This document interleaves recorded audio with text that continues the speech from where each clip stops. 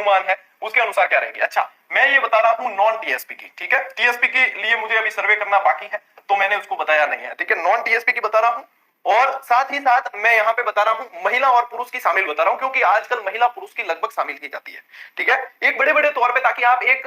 मतलब अनुमान लगा सको कि हाँ पेपर का स्तर कैसा था और आपके अनुसार ये कैसा हो रहा है। तो सबसे पहले साथियों अपन यदि बात करें जनरल की, ठीक है, जनरल मेल फीमेल दोनों ही आप मानकर चले, ठीक है, सभी के अंदर मैं यहां तक समझता हूं, देखो 150 प्रश्न थे,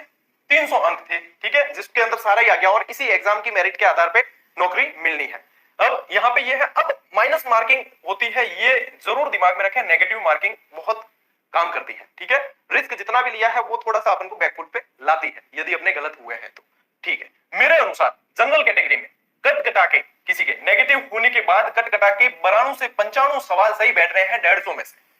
92 से 95 सवाल 150 में से सही बैठ रहे हैं, यानी कि लगभग 184 से 190 नंबर तक कोई ला रहा है तो वो तगड़ी दौड़ में शामिल है। अब कोई कहते हैं कि गुरुजी मेरे 210 बन रहे हैं, मेरा क्या होगा, 215 बन रहे हैं, मेरा क्या होगा, बिल्कुल आप दौड़ में निश्चित रूप से शामिल ही हो, यानी कि इससे ऊपर जनरल के जो हैं बंदे वो निश्चित रूप से दौड़ में शामिल है, ठीक है,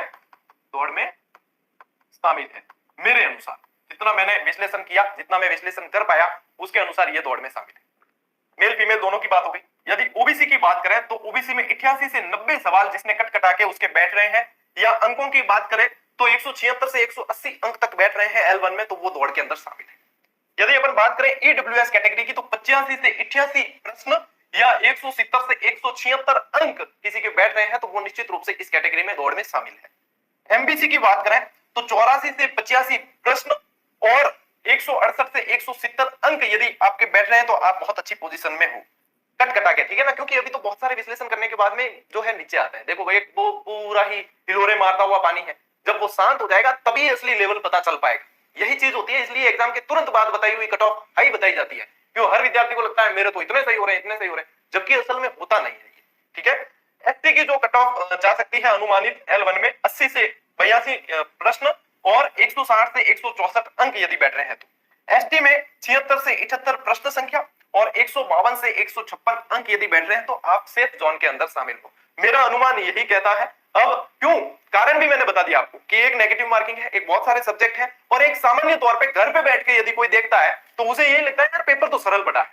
जबकि साइकोलॉजी का लेवल देखें तो बहुत अच्छा लेवल का आया है, सब्जेक्ट भी औसत से अधिक लेवल का आया है, सब्जेक्ट जो विद्यालय विषय थे, हाँ जीके औसत लेवल का, लेकिन जीके में यदि राजस्थानी भाषा से संबंधित और ऐसे प्रश्नों को देखोगे आप तो आपको लगेगा कि वास्तव में ये तो पाठ्यक्रम ग्रंथों में भी नहीं थे, यदि हम पढ़ भी लेते तो ये इतना याद कैसे रख पाते। तो यही तो मतलब सच्चाई यही चीज होती है, ठीक है। तो ये मेरे अनुसार ये अनुमानित रहेगी साथियों। अभी देखो इंतजार करो, जब बता देना बहुत ज्यादा हाई जाएगी या वो होगा, वो सभी जो है एग्जाम हॉल से, मान लीजिए एग्जाम हॉल में किसी को लगा मेरे तो 200 अंक बनेंगे, वो आ जाते हैं सीधे 175 180 पे चेक कर कराने के बाद, और वो भी कोचिंगों की से चेक करने के बाद ऑफिशियल की में और फेरबदल हो जाता है।